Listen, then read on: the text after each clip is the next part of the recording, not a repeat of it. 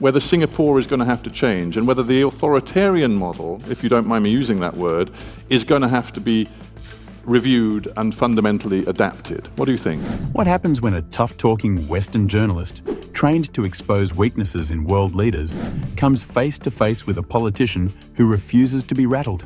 In 2015, Singapore's then Deputy Prime Minister, and now President, Tharman Shanmugaratnam, faced off against BBC Hard Talk's sharp-tongued host Stephen Sackur at the prestigious St. Gallen Symposium.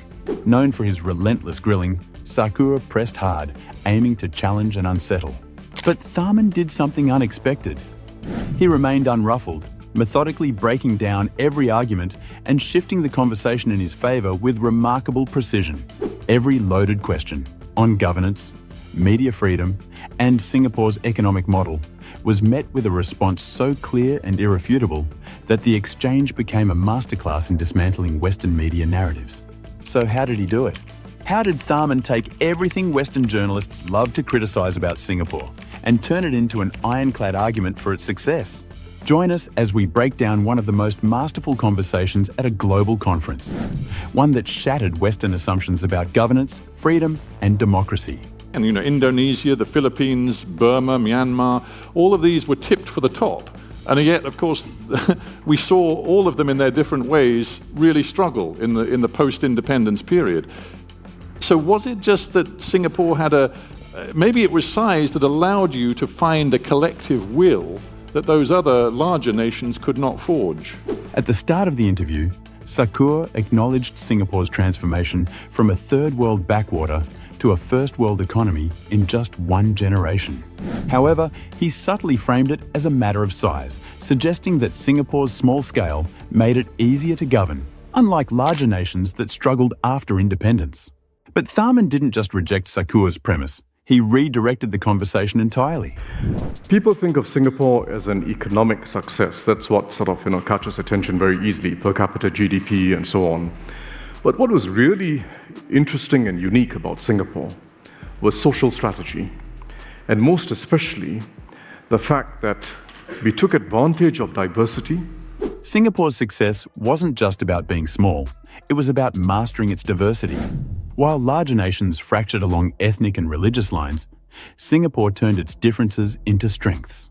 When Singapore became independent in 1965, it faced significant challenges. It had a multiracial population made up of people with different languages, religions, and cultures. There was no common identity to unite the nation. Regional tensions further threatened its survival. Yet, instead of succumbing to division, Singapore built a national identity where cultural heritage remained. But being Singaporean came first. Policies promoting racial harmony, social cohesion, and a collective purpose laid the foundation for economic success. Western commentators often focus on Singapore's economic miracle, but they rarely acknowledge the social engineering behind it. Sackur might have expected a debate on economics, but Tharman revealed a deeper truth. Singapore's greatest achievement wasn't just prosperity, it was nation-building. Undeterred, Sackur seized on Tharman's mention of social strategy, labelling Singapore's housing policies as extraordinarily authoritarian. He probably expected Tharman to back down or soften his stance. Instead, Tharman doubled down. And it turns out to be our greatest strength. The lessons coming out of Baltimore, the lessons coming out of France's large cities, the lessons coming out of all our societies show that neighborhoods matter, place matters, where you live matters. It matters much more than economists thought. For those unfamiliar, Singapore enforces ethnic quotas in public housing, ensuring a balanced mix of Chinese, Malays, and Indians in each neighbourhood. This policy aims to prevent racial segregation, a practice that may seem extreme to Western audiences, but proves essential when compared to the alternatives. In major cities in France, immigrant communities are confined to ghettos, while decades of redlining in the US have left black neighbourhoods impoverished and neglected. In the UK, half of the Muslim population lives in the poorest areas, exacerbating socio-economic divides. These segregated communities often suffer from racial tensions and social unrest. Singapore, however, took proactive steps to avoid these issues by mandating ethnic integration, which in turn fostered social cohesion and a unified national identity. Sackur expected a defensive response, but found himself with little room to argue. Instead of questioning why Singapore enforces such policies, the real question becomes, why haven't other nations done the same? To some of us sensitive flowers in the West, the authoritarianism that underpins that approach to managing a society feels uncomfortable to us. Having failed to poke holes in Singapore's housing policies, Sackur expanded the discussion to a broader critique, suggesting that the entire system is too authoritarian and lacked true democratic freedoms. But Tharman didn't take the bait. Instead, he destroyed the premise entirely. I mean, even The Economist, which is not exactly a cheerleader for Singapore, would say, as it just did, that Singapore has free, fair, and regular elections. We are a parliamentary democracy, not in exactly the same mold as Britain or the United States, certainly. Sackur assumed that democracy could only be understood through a Western lens, but Tharman challenged this notion, revealing an uncomfortable truth. Western democracy isn't the only viable model.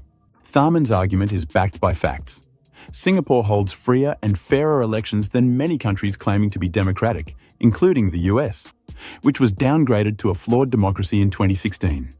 Public trust in Singapore's government ranks among the highest globally, according to the 2024 Edelman Trust Barometer. Meanwhile, Western nations critical of Singapore's system are facing declining trust and growing social unrest. By the end of Tharman's response, the audience were left wondering why Western democracy, often seen as the gold standard, is failing its own citizens while Singapore thrives. Tharman's brilliance lies in not just defending Singapore, but prompting a re-evaluation of Western assumptions about governance, freedom, and success. You don't have a genuinely free, truly liberated press. Not in the British sense. After failing to label Singapore as outright authoritarian, Sackur pivoted to another angle. If Singapore isn't a dictatorship, then it must control the media to stifle criticism, right?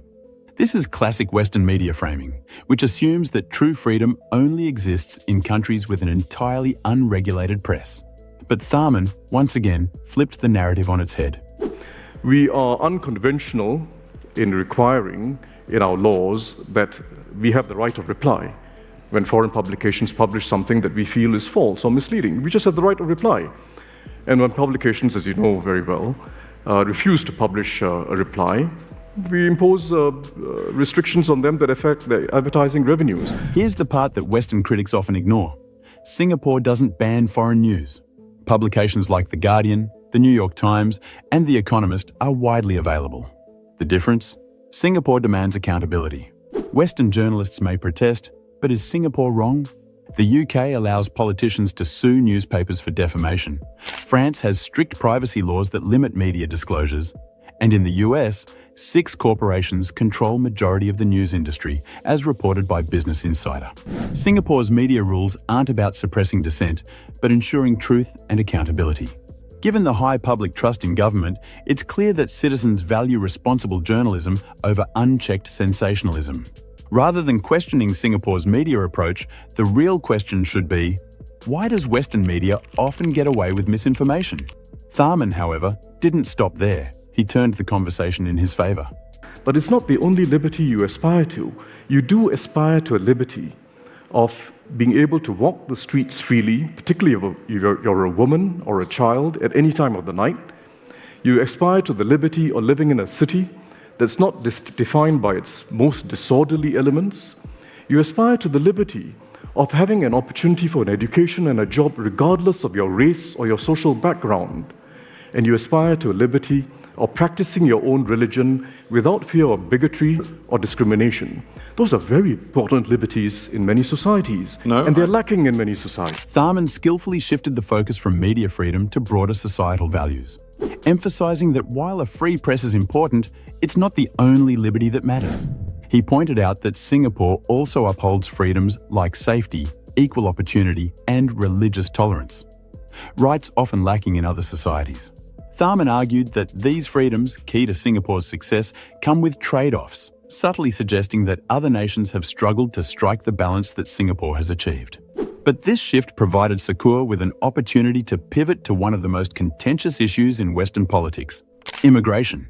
You know, you've got this problem. You need the numbers, but immigration, like in so many nations around the world, is now a hot and difficult political issue. What are you going to do? This was a clever attempt to frame Singapore as a country facing the same immigration backlash as the West. But once again, Tharman proved why Singapore is different. But we are a country by ourselves, and you need a balance. And integrating foreigners in our society is just as important as thinking about the numbers, just as important as thinking about the quantity. You've got to integrate people as well as you can, and Singaporeans have to feel that, yes, this is my country, but I'm proud to be working in a world-class team.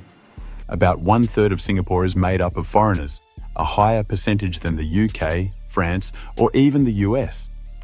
Yet it avoids the social fractures seen in the West by managing immigration strategically. Skilled talent is welcomed, but companies are encouraged to build a Singaporean core.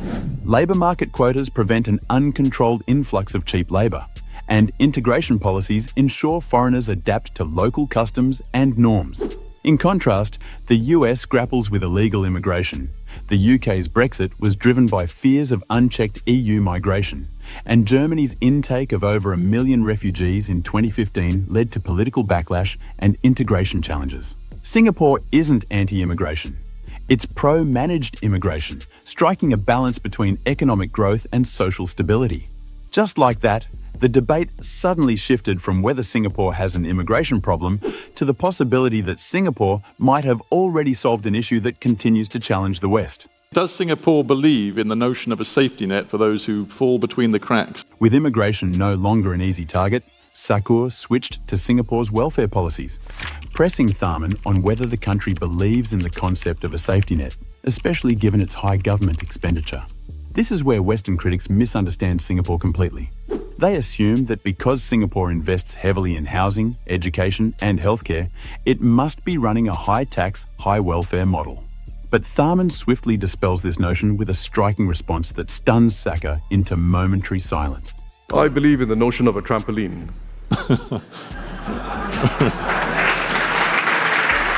Here's the thing. Western welfare systems are built on entitlements. Once you fall, the state catches you. But Singapore's model is built on incentives. If you fall, the state helps you bounce back up. Rather than offering free public housing, Singapore supports home ownership with subsidies, and over 80% of Singaporeans own their homes. Instead of long-term unemployment benefits, the country invests in job training programs to help people re-skill and return to work. In healthcare, Singapore uses the MediSave scheme, which ensures personal responsibility, unlike fully nationalised systems that burden the state.